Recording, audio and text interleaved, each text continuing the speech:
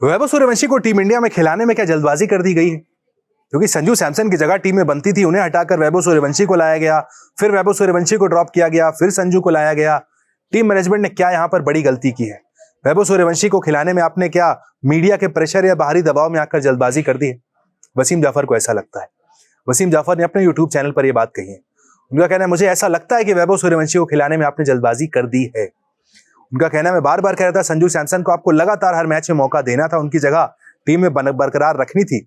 ना उनका कॉन्फिडेंस जाता, ना वैभव सूर्यवंशी का कॉन्फिडेंस जाता। लेकिन गलती यहां पर टीम मैनेजमेंट से हो गई है। वसीम जाफर को ऐसा लगता है। जाफर का कहना है, मुझे लगता है हमने वैभव को टीम में शामिल करने में जल्दबाजी की।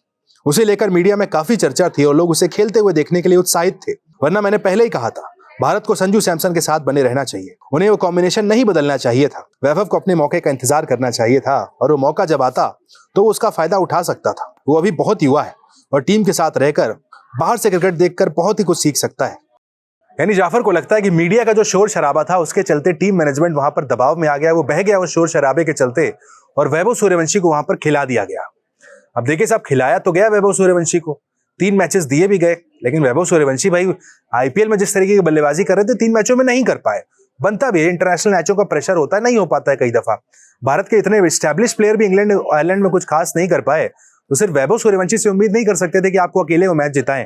पहली सीरीज है, समय लगता है वैभव सूर्यवंशी को, लेकिन यहां पर आकर यह कह देना कि जल्दबाजी कर दी गई, नहीं साहब। वैभव सूर्यवंशी की जगह इस टीम में बनती है। हिंदुस्तान में जितने भी आज की तारीख में ओपनर खेल रहे हैं, अभिषेक शर्मा और वैभव सूर्यवंशी से बेहतर क्या कोई है? No hate to Sanju Samson, world cup जिताया उन्होंने भारत को, लेकिन अगर वैभव सूर्यवंशी ओपनिंग कर रहे हैं तो संजू सैमसन को आप नंबर 3 पर खिला सकते हैं। ये बात हम आयरलैंड से कह रहे हैं। 2 हफ्ते पहले जब आप सीरीज शुरू कर रहे थे तब भी हमने ये बात कही थी। अभी भी अपनी बात कह रहे थे कि संजू को प्लेइंग 11 से बाहर नहीं करना था, एक नए कॉम्बिनेशन को बनाया जा सकता था, लेकिन टीम मैनेजमेंट अपनी जिद पर अड़ा रहा कि या तो वैभव खेलेंगे या संजू खेलेंगे। नतीजा ये हुआ कि ना संजू का कॉन्फिडेंस रहा, ना वैभव सूर्यवंशी का कॉन्फिडेंस रहा। मोहम्मद कैफ ने सवाल भी उठाया, उनका कहना है कि इतना कंफ्यूज टीम मैनेजमेंट मैंने पहले कभी नहीं देखा है जैसा आज देख रहा हूं। वैभव सूर्यवंशी के कॉन्फिडेंस को भी आपने किल कर दिया और संजू सैमसन के कॉन्फिडेंस को भी आपने किल कर दिया। मिला क्या आपको? एट द एंड आप हार गए। दोनों खिलाड़ियों का आत्मविश्वास भी पूरी तरीके से टूट गया। उन्होंने भी सोशल मीडिया पर लिख दिया आकर, झुंझलाहट में आकर, कि किस तरीके का कंफ्यूजन है भाई इंडियन क्रिकेट में। आप संजू सैमसन के कॉन्फिडेंस को तो मारते ही मारते हैं, 15 साल के उस बच्चे के कॉन्फिडेंस की भी ऐसी तैसी कर देते हैं।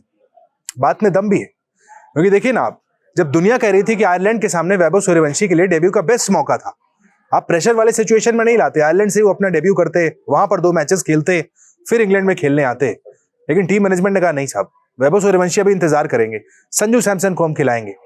वहीं पर आपने पहले तो उनके कॉन्फिडेंस को कम किया, फिर संजू सैमसन जब 3 मैच में नहीं चले तो फिर आप वैभव सूर्यवंशी को लेकर आए।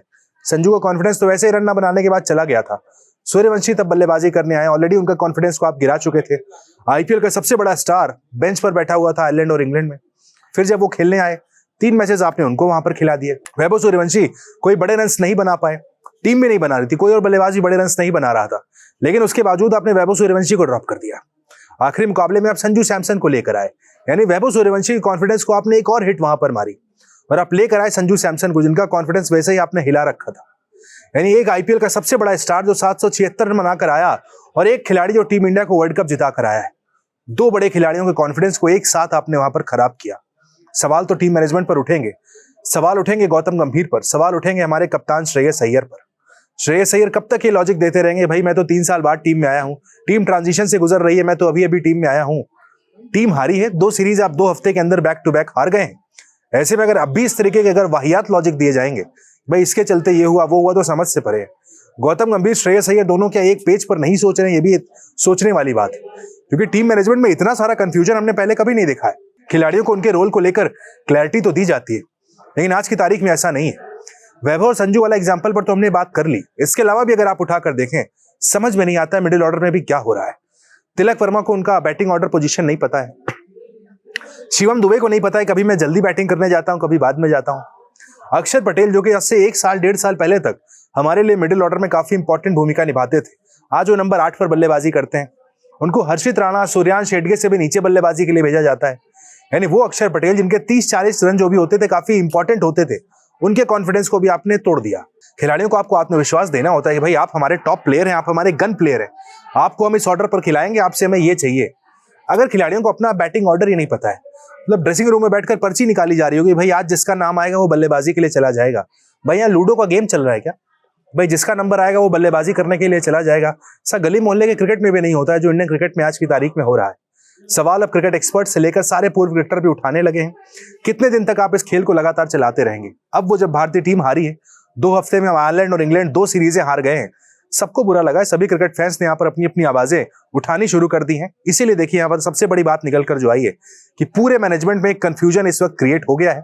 खिलाड़ियों को ना कॉन्फिडेंस दे पा रहे हैं, इसके चलते खुद कप्तान का कॉन्फिडेंस देखकर साफ लगता है कि है नहीं। कोच वहां पर अपने मन मुताबिक फैसले ले रहे हैं और नतीजा ये हो रहा है कि भारतीय टीम की T20 क्रिकेट में जहां हमारी बादशाहत है, वहां पर भी 2 हफ्ते के अंदर दुर्दशा हो गई है।